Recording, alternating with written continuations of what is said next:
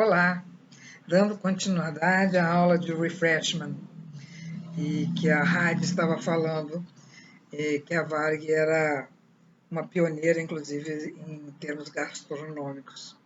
E ela disse, deu continuidade. E tem mais. Nessa época, os hotéis brasileiros faziam restrições preconceituosas em hospedar as aeromoças. Nosso grupo era composto por 10 moças, sendo que algumas estrangeiras. Assim, Berta alugou em São Paulo, Rio de Janeiro e Porto Alegre apartamentos para nossos pernoites. Na capital gaúcha, ele chegou a providenciar um casal para cuidar de nós, além de nos dar dinheiro para comermos no restaurante do aeroporto. Ele foi o melhor presidente da companhia.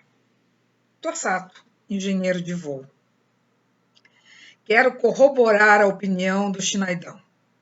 Comigo também aconteceu algo semelhante. Eu era muito garoto, tinha 17 anos à época, estava entusiasmado em meio ao segundo ano da escola de manutenção, quando num dia, na fila da cantina, vi o seu Berta autorizando passagem GC, que é grátis condicional, para os funcionários dali. Não tive dúvida. Entrei na bicha, fila, também com um guardanapo na mão e o pedido do trecho Rio-Nova York-Rio. Ele deu a concessão, mas como eu não tinha dinheiro para bancar as despesas da viagem ao exterior, apesar da passagem ser isenta de taxa, só fui ao Rio ver meus pais e voltei. Mas o papel está guardado como uma recordação de um tempo que não volta mais.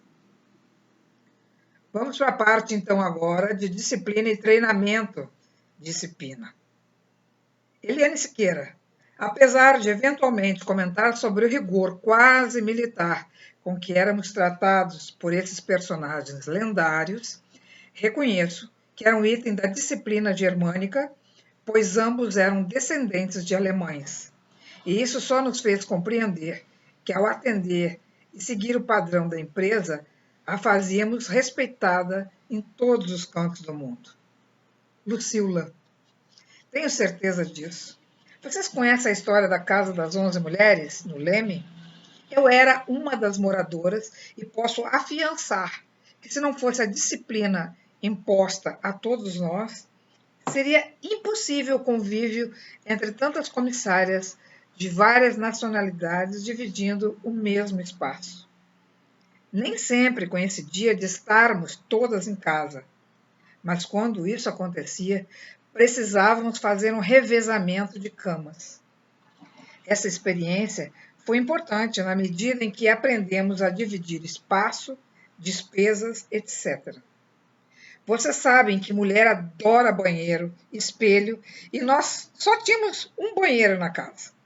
Mas isso foi muito bem administrado por todas.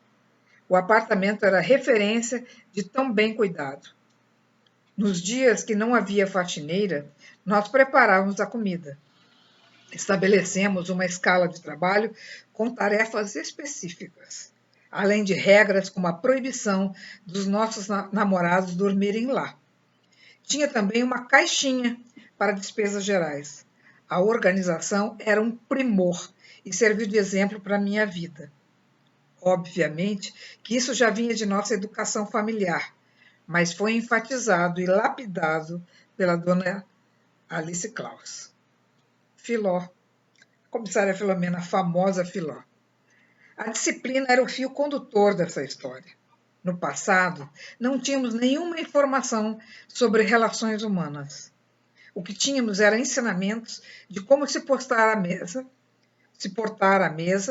falar respeitosamente e tudo pela preocupação em representar bem a empresa e atender de forma adequada seus clientes.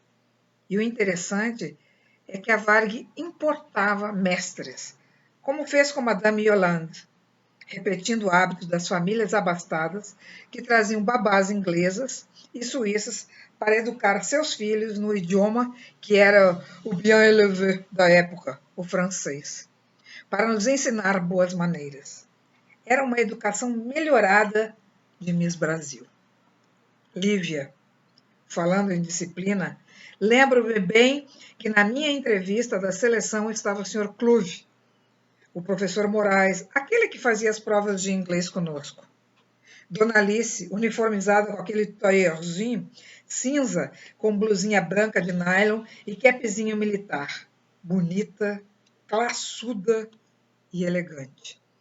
Fiquei encantadíssima, porque a imagem que eu tinha de tripulante não era aquela. E durante o curso havia rigor no esquisito. Era uma disciplina inteligente. A Alice sabia conduzir. Mas ao chegar no voo, a teoria tinha que ser transformada em prática. Aí o bicho pegava. Filó novamente. Claro, o treinamento era em cima de coisas imaginárias. Não havia ainda o CTC. Então o instrutor falava em caixa T, caixa A, em tipos de copos específicos para cada tipo de bebida. E você ficava ali boiando. O pensamento nas possíveis imagens. Ao voar, o barato era outro. A adaptação da teoria na prática era na porrada. Era um curso sem recursos. Chegava a ser engraçado se você comparar com os dias atuais, com a internet, com as facilidades de projeção, de ter um material que vai ser utilizado a bordo à disposição dos alunos. Então, os instrutores falavam e você tinha que aceitar como verdade. E tem mais. Se não éramos apresentados ao material de manuseio, sequer à cozinha do avião. Uma coisa era escutá-los dizer: você fecha a porta do avião assim ou assado. E outra era você, com 45 quilos, ter que fechar uma porta de supostos 70. Era inimaginável. A bordo, você sacava que tinha que ter toda uma preparação, tinha que abaixar a lingueta para que o peso da porta diminuísse e assim facilitasse seu fechamento. E tudo isso milimetricamente correto. Era tudo novidade. E você com atenção redobrada para não dar a rata.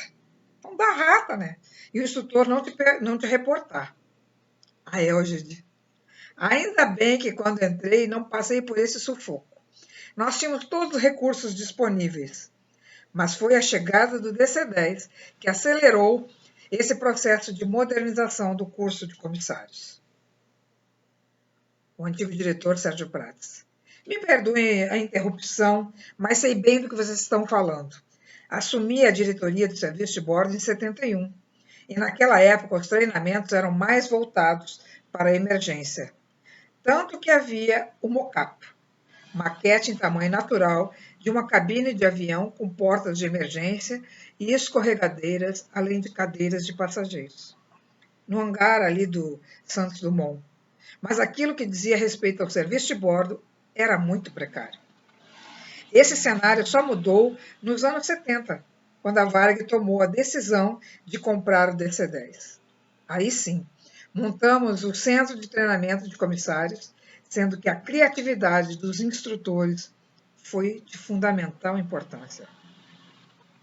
Para exemplificar, o Brian pegou aquelas lâmpadazinhas vermelhas, amarelas, verdes e brancas de decoração de árvore de Natal e as colocou em um compensado com o layout do DC-10 para sinalizar os locais de material de emergência e portas.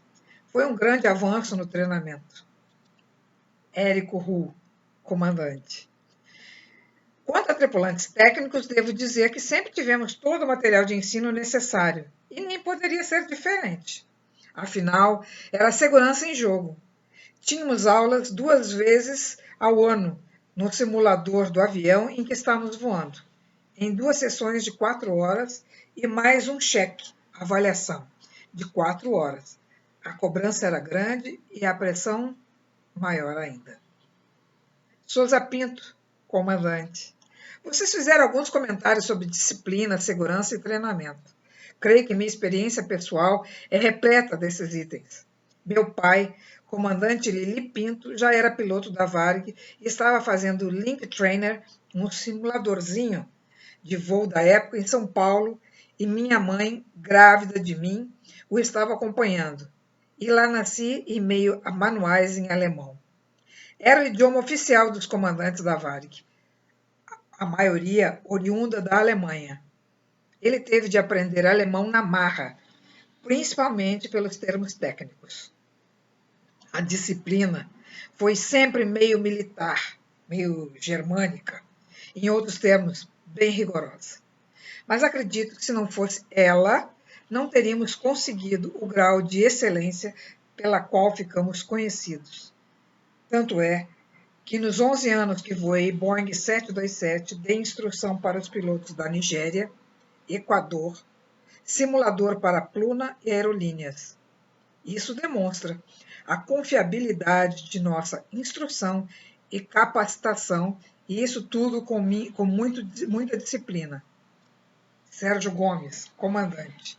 Acredito que em uma companhia hierarquizada, a disciplina, assim como o padrão de serviço, são facilitadores na medida em que são parâmetros a serem seguidos por todos.